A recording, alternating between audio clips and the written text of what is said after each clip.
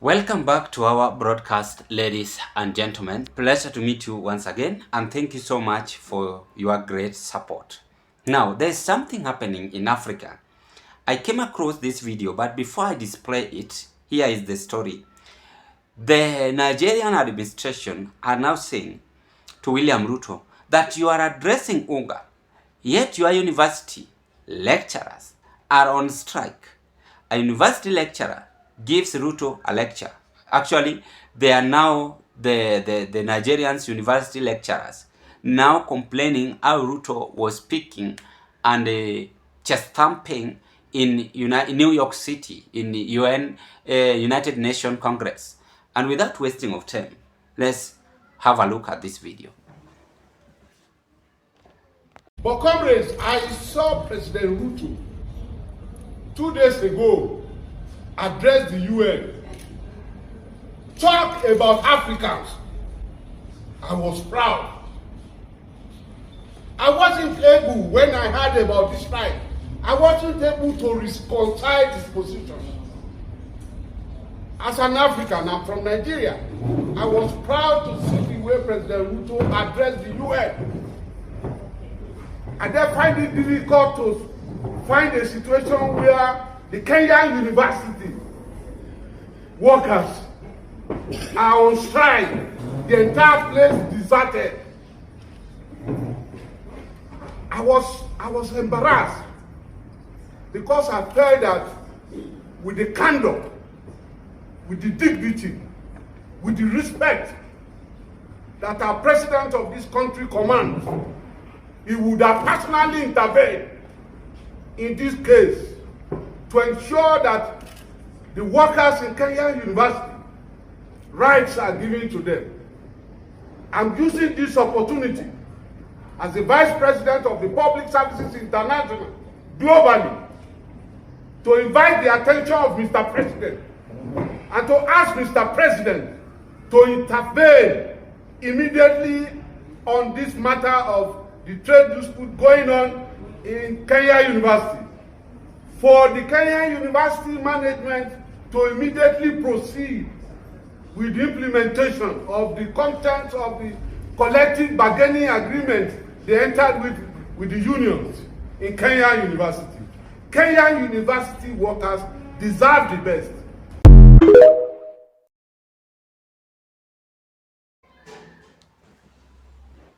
Now, I keep on also repeating here that William Ruto is a double mouth person or president. The other side is preaching wine, then the other side opposite is also preaching water. And he talks too much. You know, when you talk too much, when you are a leader, you will not perform your duties. You think several things. Right now, how many projects are we having? Even if I haven't started to analyze that video, how many projects are we having? We have several projects. And right now, we are now 13 point something trillion, the loan we have borrowed. Kibaki left it 2 trillion, 2 to 3 trillion. But when Uhuru conmen, two of them, Uhuru and William Ruto, took over power, they really looted this country. And a good example is Kimarwe Dam. So that is why I say that they don't understand what we call government expenditure. Are all presidents spending billions of money for no reason? We are spending a lot of money on silly things. That is what I'm saying. So if we cannot pay the lecturers, then where do you want us to get this fund to build our own country? And I gave you a good example by saying that when I will vie for president, this will be my agenda. First of all, presidential convoy to be dismantled. I will ban it whether they like it or not.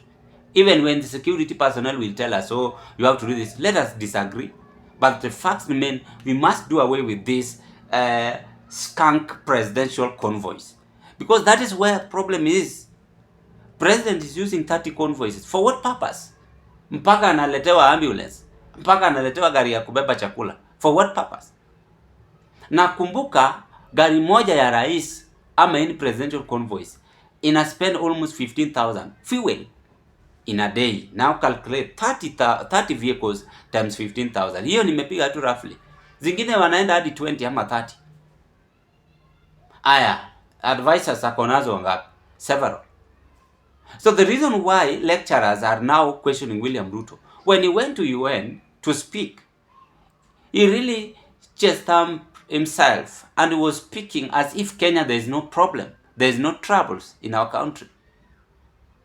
He was speaking nice, and in fact I thank that journalist. I don't know if he was journalist, but one of the media group was tormenting William Ruto with a lot of questions. It was asked abduction, it was asked demonstration. He really defended, but when back to country, he is still using those convoys.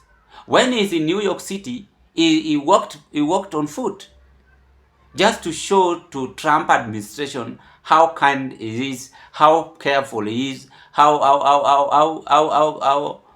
less expensive he is.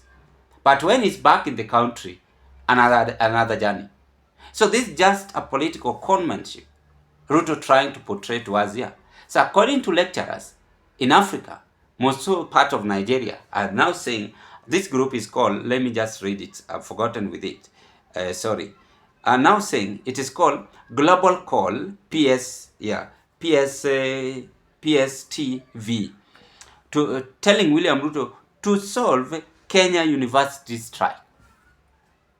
Malecturers wanagoma. Kazi yake ni kupea tu mabunge pesa, waende nao kunaranda nao, but they cannot work. Kazi yake ni ku-release fund from Nyakango administration assign, wao wapore.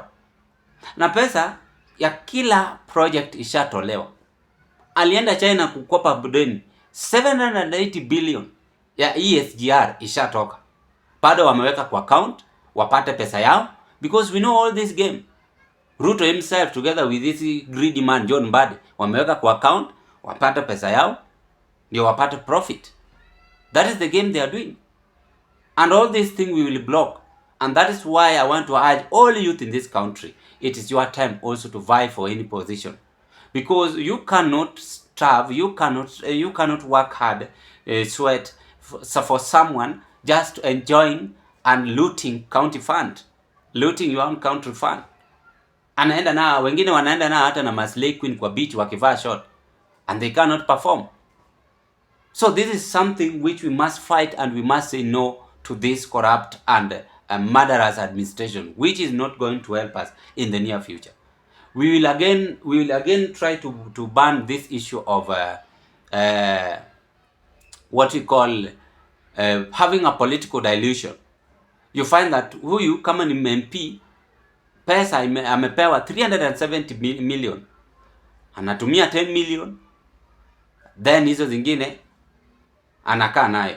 Na ndio maana wanapata nafasi. Unapata mbunge anaoa mke mwingine, mbunge anaoa anakaa na slay queen, as I have said. Wanatembea na short kwa hizi beaches. I'm saying this without fear of contradiction. It is wrong. We are misusing our fund, and we want to build this country. Theodore Roosevelt, the former United States of American president, when he realized that the country, US, is losing its power, it's losing its economy, he said that it is better we invest in agriculture. It is better we make our land to be fertile. Theodore Roosevelt. And he invented in several farming. And today, America is a great country. Trump, the current head of state, United States of America, also realized that America is sinking. He came out with essay by saying US first. Today, America is growing. We must now try to portray other characteristics, leadership, administration from other parts of the world. US is a good example. UK is a good example. Germany, China. As we speak, the agriculture CS in China have been sentenced to death because he was found on corruption. What about here in Kenya? Aden Duale is launching for us fake hospital administration, and is still there. Some men in uniform, police officers, their name have been mentioned in murderous case. They are being put aside. And we are just laughing and taking things for granted. We are all human beings. And that is also something to be considered.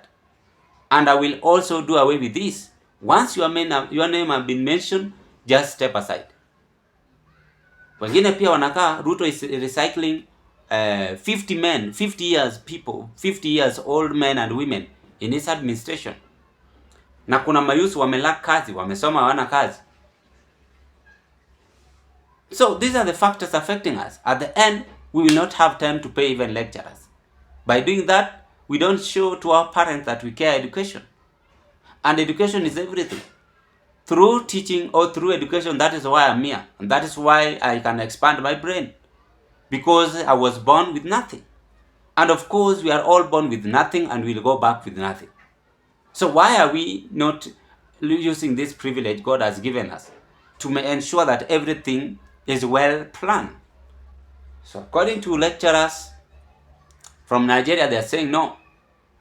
Ruto, wacha kujifanya. Stop pretending. We saw you in UN, New York City, congregation. You really speak as if your country has no problem. So that problem affecting your country first. Pay the lecturers. What was some is when you come and tell us how good you are in your administration.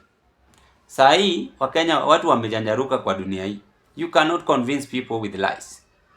And that is what I'm seeing happening all over Africa. Ladies and gentlemen, what are your take? Kindly give us your opinion at the comment section below. Bye bye. Let's meet on another political discussion.